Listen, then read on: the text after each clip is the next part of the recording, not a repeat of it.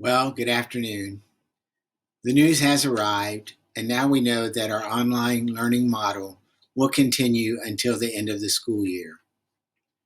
This is disappointing for some, recognizing that we're going to miss out on some activities and opportunities for our students to grow together with their classroom teachers.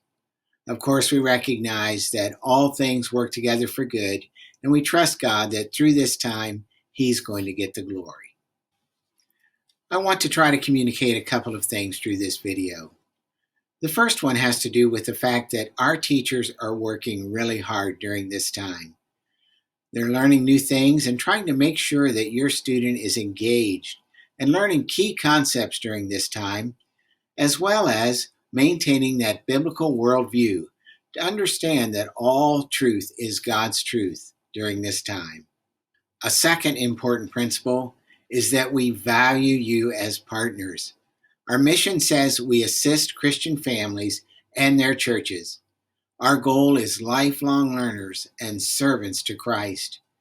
And we value you as a parent that you're helping us to partner and do that with your students.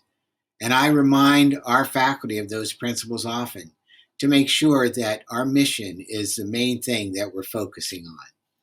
A third important principle is that of assessment. We want you to understand that assessment is for the purpose of communication. Our goal is to make sure that as we assess students' work, that we're communicating to you as a parent on how he or she is doing. We recognize that this is an unprecedented time in the history of our school and in the history of education. And so you may not see the typical A, B, C, or D grades.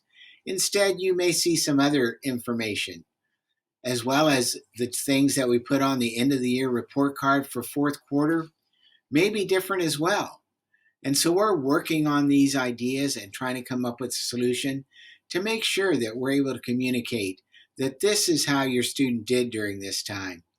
And so again, we want to let you know that assessment is important to us, but again, our goal isn't just to rate each student. Instead, our goal is to communicate to you whether or not your student is learning. And finally, we want you to know that we are committed to improvement. Our teachers are continuing to look at ideas and webinars and classes on how to improve our online learning model.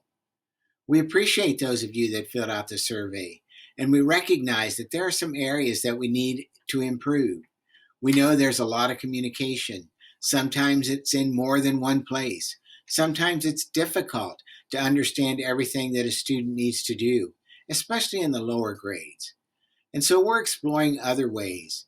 And of course, we have to balance that with if we make some changes, that starts the learning curve all over again. So we're trying to piece all that together, but we are committed to making improvements. And so as I wrap up, I want you to know that there are things that we're trying to make sure we get done and plan for. We're working on graduation. Of course, it depends on the governor's rules on whether we can have mass gatherings or not. And until we get that settled for sure, we cannot exactly say when and how and where we're going to do graduation. But we are trying to make alternative plans.